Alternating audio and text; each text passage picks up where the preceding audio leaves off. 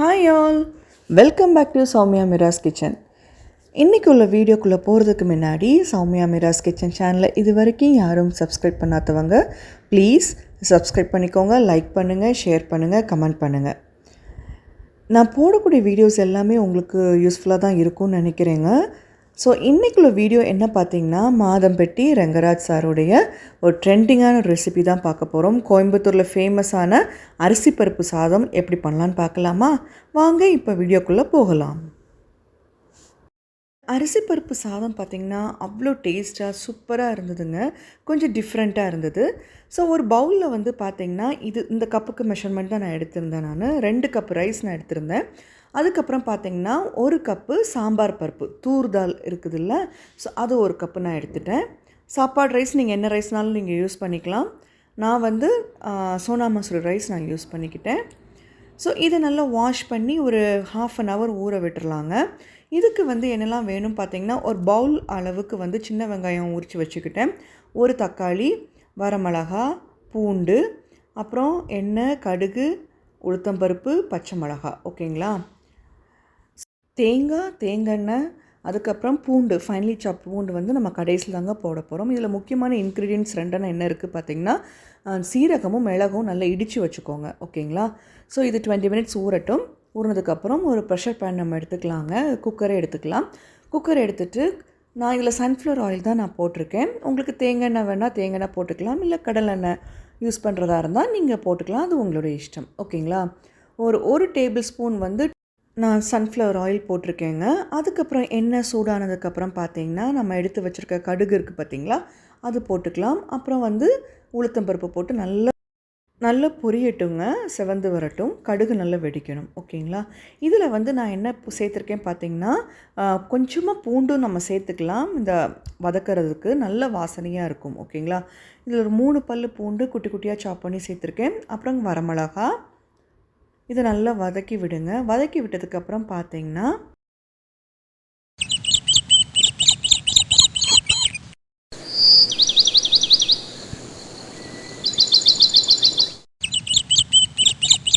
பூண்டும் மிளகா வத்தலும் நல்லா வதங்கினதுக்கப்புறம் பார்த்திங்கன்னா, நம்ம உரித்து வச்சுருக்க சின்ன வெங்காயத்தை நம்ம இதோட சேர்த்து நல்லா வதக்கி விட்டுக்கலாங்க. ஸோ இந்த சின்ன வெங்காயம் கொஞ்சம் வதங்கட்டும். வதங்கினதுக்கப்புறம் பார்த்திங்கன்னா, நம்ம தக்காளி எடுத்து வச்சுருக்கோம் பார்த்திங்களா, அதை நம்ம சேர்த்துக்கலாம். கூடவே பச்சை மிளகாவையும் சேர்த்துக்கலாங்க. காரத்துக்கு தகுந்த மாதிரி நீங்கள் பச்சை மிளகா சேர்த்துக்கோங்க. நான் இதில் வந்து ஒரு 2 பச்சை மிளகா நான் சேர்த்துருக்கேன். தக்காளி 1 தான் சேர்த்துருக்கேன், ஓகேங்களா. ஸோ இது நல்லா வதங்கட்டும். நல்ல தக்காளி வந்து நல்லா வதங்கி வரணும். வந்ததுக்கப்புறம் பார்த்திங்கன்னா, 1/2 டீஸ்பூன் வந்து மஞ்சத்தூள், 1 டேபிள் ஸ்பூன் வந்து மிளகாத்தூளுங்கிறது நீங்கள் வீட்டில் பொடிச்சு வச்சுருப்பீங்க இல்லைங்களா, குழம்புத்தூள்னு சொல்லுவாங்கள்ல, அந்த குழம்புத்தூள் வந்து இதில் நீங்கள் போட்டுக்கோங்க. சொன்ன மாதிரி பாருங்கள். அப்புறம் குழம்புத்தூள் காரத்துக்கு தகுந்த மாதிரி போட்டுக்கோங்க. உங்கள் வீட்டில் காரம் ரொம்ப ஜாஸ்தியாக இருந்ததுன்னா அந்த மிளகாத்தூளோட குவான்டிட்டி கொஞ்சம் கம்மி பண்ணிக்கோங்க, ஓகேங்களா. ஸோ போட்டு நல்லா பச்சை வாசனை போது வரைக்கும் நல்லா வதக்கிடுங்க. தேவைப்பட்டதுன்னா கருவேப்பிலை சேர்த்துக்கோங்க. கடைசியில் கார்னிஷிங்க்கு நம்ம வந்து கொத்தமல்லி சேர்த்துக்கலாம், சரிங்களா. ஸோ இப்போ வந்து நம்ம 2 கப் ரைஸ் எடுத்திருக்கோம், 1 கப்பு தால் எடுத்திருக்கோம். அப்போ 1 கப்புக்கு 2 கப்பு தண்ணி நம்ம சேர்த்துக்கணும் இல்லைங்களா. அப்போ 5 கப்பு தண்ணி நீங்கள் சேர்த்துக்கோங்க. இது நல்லா கொதிக்கட்டும். கொதித்ததுக்கப்புறம் பார்த்திங்கன்னா, ஸோ இப்போ வந்து பார்த்திங்கன்னா, நம்ம அந்த மிளகும் சீரகமும் எடுத்து வச்சுருக்கோம் பார்த்திங்களா, இதை நம்ம நல்லா இடித்து எடுத்துக்கலாங்க. நீங்கள் மிக்சியில் வந்து போடுறதா இருந்ததுன்னா ஒரு வைப்பர் போட்டு எடுத்துக்கோங்க. ஜஸ்ட்டு ரொம்ப மையாட்ட அரைக்க வேண்டாம், கொஞ்சம் குறைன்னு இருக்கட்டும், ஓகேங்களா. ஸோ அந்த மிளகும் சீரகத்தோட தன்மை வந்து நம்ம சாப்பிடும்போது தெரியணும். அந்த டேஸ்ட் வந்து செம சூப்பராக இருக்கும். ஸோ பார்த்திங்கன்னா, இங்கே வந்து நம்ம வச்சுருக்க தண்ணி வந்து கொதிச்சிடுச்சு. நம்ம இப்போ ஊற வச்சுருக்க அரிசியும் பருப்பையும் நம்ம இதோட சேர்த்துக்கலாம். கொதிச்சிட்ருக்க தண்ணியோடு நம்ம சேர்த்துக்கலாம், ஓகேங்களா. சேர்த்துட்டு ஒரு 3-4 விசில் வந்து ப்ரெஷர் குக் பண்ணி எடுத்துக்கலாங்க. தேவையான அளவு உப்பு இந்த டயத்தில் நீங்கள் சேர்த்துக்கோங்க. சேர்த்துட்டு நல்லா கிளறி விட்டுக்கோங்க, சரிங்களா. இந்த ரைஸுக்கு வந்து சூப்பராக ஒரு பொரியல் பண்ண போகிறோங்க. என்ன பார்த்திங்கன்னா, உருளைக்கிழங்கும் கத்திரிக்காவும் போட்டு தான் பண்ண போகிறோம். இதுவும் மாதம்பட்டி ரங்கராஜுடைய ட்ரெண்டிங்கான ரெசிப்பியில் ஒன்று தாங்க. ஸோ இதுக்கு வந்து நம்ம அந்த பொரியல் வச்சு சாப்பிட்லாம். இல்லாட்டி வெறுமன உருளைக்கிழங்கு பொரியல், அப்பளம், இல்லாட்டி ஏதாவது ஒரு பொரியல் வகைகள், இல்லை ஊறுகாய் வச்சு சாப்பிட்டா செம சூப்பராக இருக்குங்க.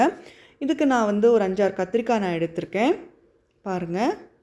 ஸோ இதை நல்லா வாஷ் பண்ணி நல்லா துண்டு துண்டாக நீங்கள் கட் பண்ணி வச்சுக்கோங்க. க்யூப்ஸாக நீங்கள் கட் பண்ணி வச்சுக்கோங்க.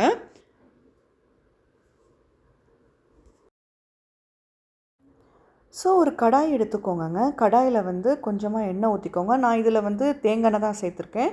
தேங்காய் எண்ணெய் சேர்த்துட்டு கொஞ்சமாக வந்து கடுகு அப்புறம் சீரகம் போட்டு தாளிச்சிட்டு நம்ம அந்த கட் பண்ணி வச்சுருக்க உருளைக்கிழங்கை சேர்த்துக்கோங்க.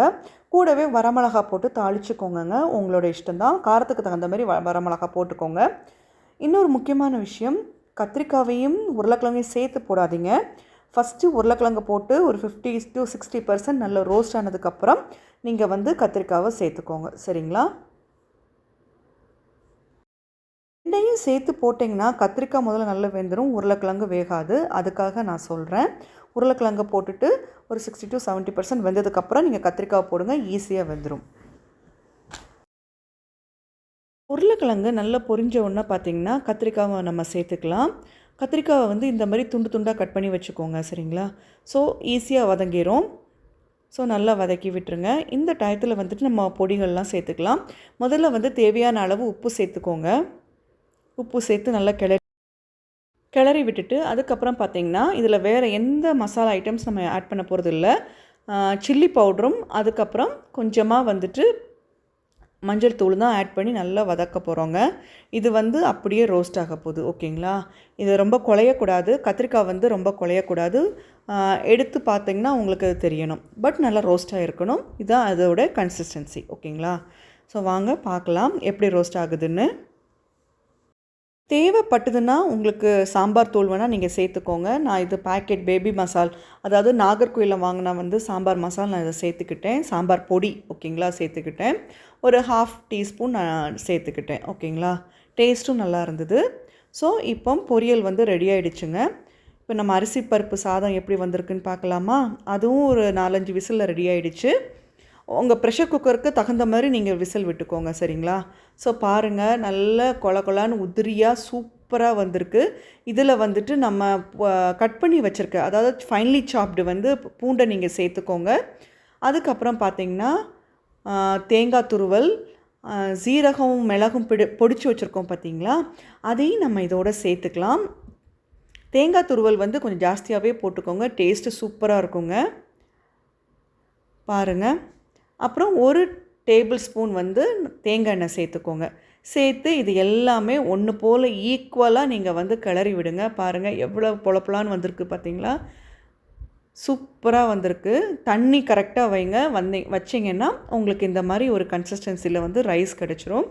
பாருங்கள் சூப்பராக இருக்குது பாருங்கள். ஸோ இது ஒன்று போல் கிளறி விட்டுருங்க. அவ்வளோதான். டேஸ்டியான சூப்பரான கோயம்புத்தூரில் ஸ்பெஷலான மாதம்பட்டி ரங்கராஜ் அவருடைய ட்ரெண்டிங்கான ரெசிப்பிங்க. அரிசி பருப்பு சாதம் வந்து ரெடி ஆகிடுச்சு. தொட்டுக்கவே வந்து பார்த்திங்கன்னா உருளைக்கிழங்கும் கத்திரிக்காயும் போட்டு காரக்கறி வந்து ரெடி ஆகிடுச்சுங்க. இது கொத்தமல்லி இருந்ததுன்னா நீங்கள் கொத்தமல்லி போட்டு கார்னிஷிங் பண்ணிக்கோங்க.